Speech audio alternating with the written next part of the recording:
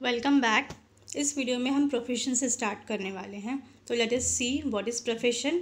Profession is that part of economic activities under which a person uses his educational knowledge and special skill to render services for earning some income. Profession में क्या होता है, कोई भी person अपना educational knowledge और special skill use करता है, अपनी सर्विसेज प्रोवाइड करता है लोगों को और उसके थ्रू इनकम अर्न करता है। एग्जाम्पल है doctor, lawyer, chartered accountant etcetera. ये सारे क्या करते हैं, ये सारे अपने अपने फील्ड में एक्सपर्ट हैं। इन्होंने स्पेशल स्किल प्रोवाइड की हुई हैं थ्रू एजुकेशनल नॉलेज, और इस बेसिस पर ये लोग क्या करते हैं, लोगों को सर्विस प्रोवाइड करते हैं और फिर उनको क्या मिलता है, उसके बदले इनकम मिलती है। तो लेट अस सी फीचर्स क्या क्या हैं। First is aim. Every profession is practiced for earning money. Also they render services to their clients and solve their problem. किसी भी प्रोफेशन का मेन एम होता है पैसे कमाना, टू अर्न मनी। ये लोग क्या करते हैं, लोगों को सर्विस प्रोवाइड करते हैं, उनका प्रॉब्लम सॉल्व करते हैं और उसके बदले में उनको पैसे मिलते हैं। Next point is qualification. A profession can practised only after acquiring required qualification. Each profession has a certain set of body of knowledge. This knowledge has to be required only by systematic and formal training. One cannot practice profession unless this knowledge is acquired. तो कोई भी person जिसको professional बनना है उसको सबसे पहले qualification लेना पड़ेगा उस फील्ड में जिसमें उसको एक्सपर्ट बनना है। एग्जाम्पल, अगर डॉक्टर बनना है तो उसको MBBS करना पड़ेगा, डिग्री लेनी पड़ेगी मेडिकल की, दैट इज़ MBBS की, उसको प्रॉपर ट्रेनिंग करनी पड़ेगी। उसके बाद ही वो अपनी मेडिकल सर्विसेज जो हैं वो लोगों को प्रोवाइड कर सकता है और उसके बदले में फिर उसको फीस मिलेगी या इनकम मिलेगा। कोई भी पर्सन जो है वो किसी भी फील्ड में प्रोफेशन नहीं बन सकता अनलेस उसने उस फील्ड का नॉलेज गेन किया है। See, one can not practise profession. कोई भी पर्सन ऐसे ही किसी भी प्रोफेशन को प्रैक्टिस नहीं कर सकता जब तक उस प्रोफेशन का उसने नॉलेज गेन किया है। Right. Next is financial return. Professional gets fees in exchange of their services. Income received by professional is not fixed. Chartered जो प्रोफेशनल्स हैं उनको रिटर्न जो है, इनकम जो है उनको कैसे मिलती है, इन फॉर्म ऑफ फीस। और जो भी इनकम मिलती है प्रोफेशनल्स को वो फिक्स नहीं होती। Professionals can be employed in an organisation और self employed. A working chartered accountants get salary, but those who practice privately, that is self-employed, get fees. तो प्रोफेशनल्स जो होते हैं वो ऑर्गेनाइजेशन में, किसी कंपनी में भी काम कर सकते हैं या फिर सेल्फ एम्प्लॉयड भी हो सकते हैं।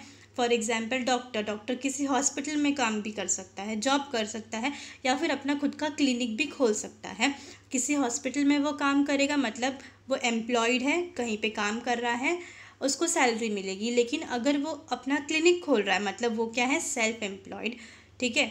एग्जाम्पल यहाँ पे भी दिया है, अगर कोई चार्टर्ड अकाउंटेंट है वो किसी कंपनी में काम करता है तो उसको सैलरी मिलेगी उसके लिए। और अगर वो प्राइवेटली खुद से कहीं पे अपना एक छोटा सा शॉप ओपन किया है या फिर किसी छोटी सी एक ऑर्गेनाइजेशन, कंपनी ओपन करके लोगों को वो क्या कर रहा है, सर्विस प्रोवाइड कर रहा है, तो उसके बदले में जो उसको क्या मिलेगा, फीस मिलेगा। ठीक है। Next point is capital. Profession can be practised independently और professionals can work under someone. तो प्रोफेशनल जो है वो हम इंडिपेंडेंटली भी प्रैक्टिस कर सकते हैं। जैसे डॉक्टर्स जो हैं वो क्लिनिक खोल रहे हैं मतलब वो इंडिपेंडेंटली काम कर रहे हैं, किसी के अंडर काम नहीं कर रहे हैं। लेकिन अगर वो कहीं हॉस्पिटल में जाके काम करते हैं मतलब वो किसी के अंडर काम कर रहे हैं। Independent practicing professionals require huge capital for setting his practice. और जो भी प्रोफेशनल खुद से प्रैक्टिस करता है मतलब इंडिपेंडेंटली, तो उसको बहुत ज़्यादा पैसे लगते हैं। ऑब्वियस है, अगर कोई डॉक्टर है, अगर उसने अपना खुद का क्लिनिक ओपन किया है तो क्लिनिक ओपन करने के लिए उसको काफ़ी ज़्यादा पैसे लगेंगे, तभी ही जाके वो एक क्लिनिक ओपन करेगा। बहुत सारे इक्विपमेंट्स लगेंगे, मशीन्स लगेंगे, तभी जाके, मतलब अगर वो इंडिपेंडेंटली काम कर रहा है तो उसको काफ़ी ज़्यादा पैसे लगेंगे। लेकिन अगर वो कहीं हॉस्पिटल में जाके काम करता है तो उसको ज़्यादा पैसे नहीं लगेंगे। नेक्स्ट क्या है, registration and membership. Some professionals have a council which regulates the activity of professionals. These professionals have to register them with their respective council and get certificate for practice. Example, Bar Council of India for lawyers. तो कोई भी professional जो होता है, जब वो किसी field में एक्सपर्टीज़ हासिल करता है तो उसको पहले अपने आप को रजिस्टर करवाना पड़ता है। जब तक वो रजिस्टर नहीं करवाता, उसको वहाँ का मेंबरशिप नहीं मिलता, तब तक वो प्रैक्टिस नहीं कर सकता। जैसे लॉयर है, अगर लॉयर की पढ़ाई करी है हमने और हमको डिग्री मिली है, तो हमारी degree bar council of India के अंदर रजिस्टर होनी चाहिए, तभी ही हम एज अ लॉयर कहीं पे प्रैक्टिस कर सकते हैं।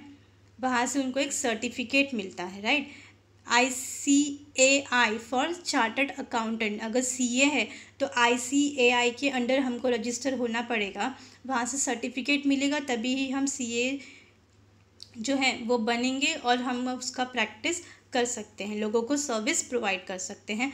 डॉक्टर बनने के लिए इंडियन मेडिकल एसोसिएशन के अंदर हमको अपने आप को रजिस्ट्रेशन करवाना पड़ता है।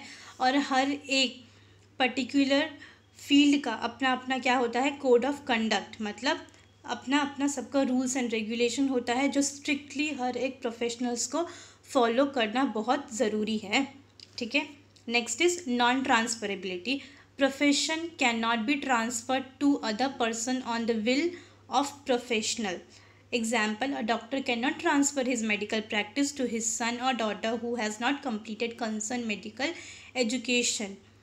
जो प्रोफेशनल हैं वो एक पर्सन से दूसरे पर्सन तक ट्रांसफ़र नहीं हो सकता।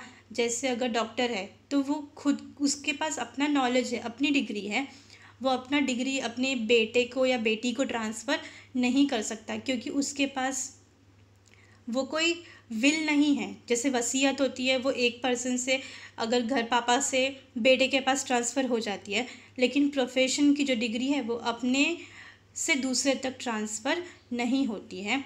जैसे डॉक्टर है, वो क्या करेगा, अपनी मेडिकल प्रैक्टिस उसकी है, उसकी डिग्री उसके नाम की है, वो अपने बेटी या बेटे को ट्रांसफ़र नहीं कर सकता, क्योंकि उनके पास मेडिकल सर्विस की डिग्री नहीं है। और अगर होती भी तो वो ट्रांसफ़र नहीं कर सकता, उनके पास उनकी खुद की डिग्री होनी चाहिए, ठीक है। तो इन शॉर्ट प्रोफेशन जो है वो एक पर्सन से लेके दूसरे पर्सन पे ट्रांसफ़र नहीं हो सकता। Nature of work, professional charges fees in exchange of expert services. Example, an architect design the layout of office for fees. तो प्रोफेशन जो है उनका नेचर ऑफ वर्क क्या है, वो काम क्या करते हैं, वो लोगों को सर्विस प्रोवाइड करते हैं, कोई सामान नहीं बेचते। बिजनेस में सामान बेचा जाता है, खरीदा जाता है, लेकिन प्रोफेशनल्स क्या करते हैं, वो सर्विस प्रोवाइड करते हैं और उसके बदले में उनको फ़ीस मिलती है।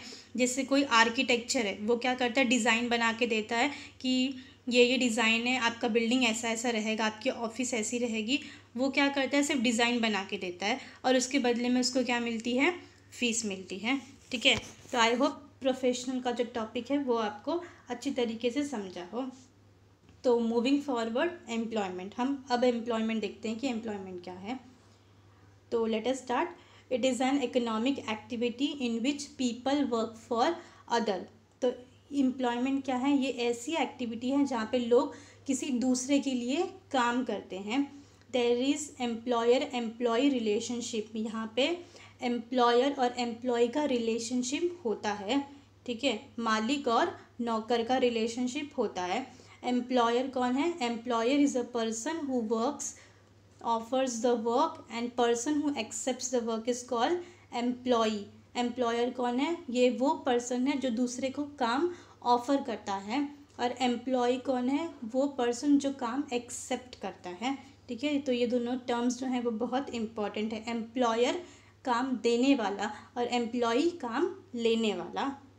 Remuneration and terms and conditions are agreed by both of them, मतलब सैलरी जो भी होती है, जो भी रूल्स है, रेगुलेशंस है, कंडीशंस हैं, वो दोनों पार्टी को माननी पड़ती हैं, एम्प्लॉयर को भी और एम्प्लॉय को भी, ठीक है।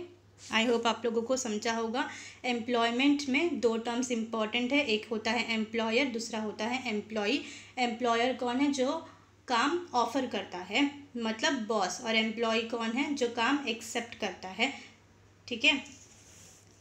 नेक्स्ट क्या है, फीचर्स। तो एक एक करके फीचर्स देख लेते हैं।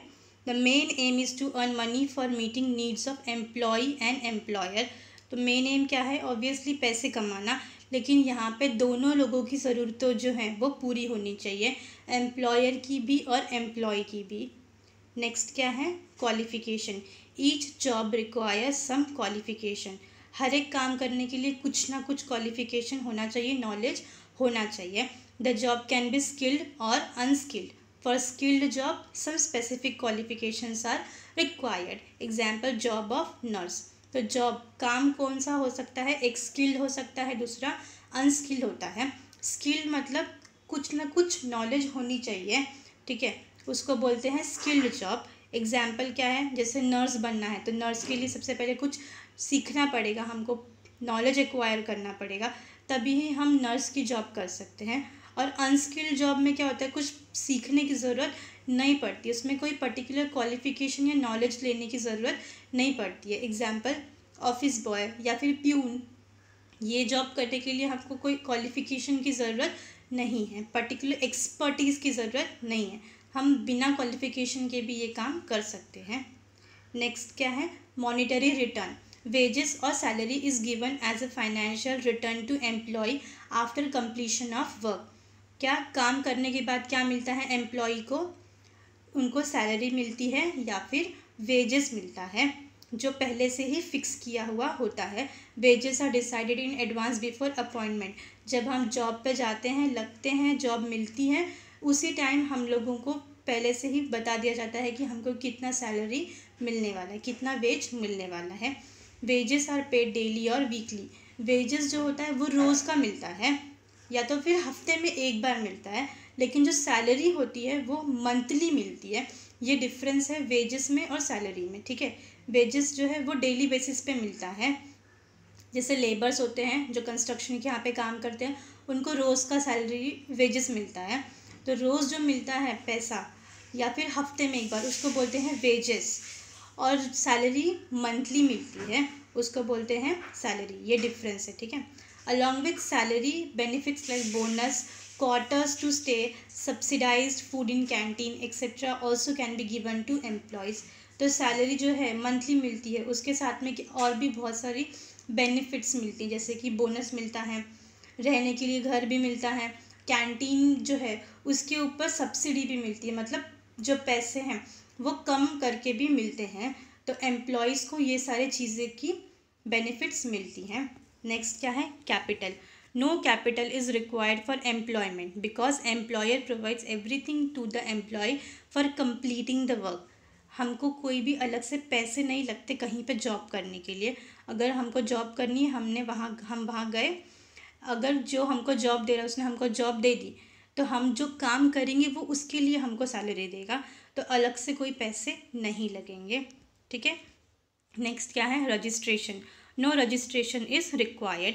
जैसे प्रोफेशनल में हमको रजिस्ट्रेशन करना पड़ता है, ठीक है, अपने आप को। जैसे मेडिकल अगर डिग्री ली है तो हमको मेडिकल के अंदर रजिस्ट्रेशन ज़रूरी है, लेकिन यहाँ पे रजिस्ट्रेशन की कोई भी ज़रूरत नहीं है।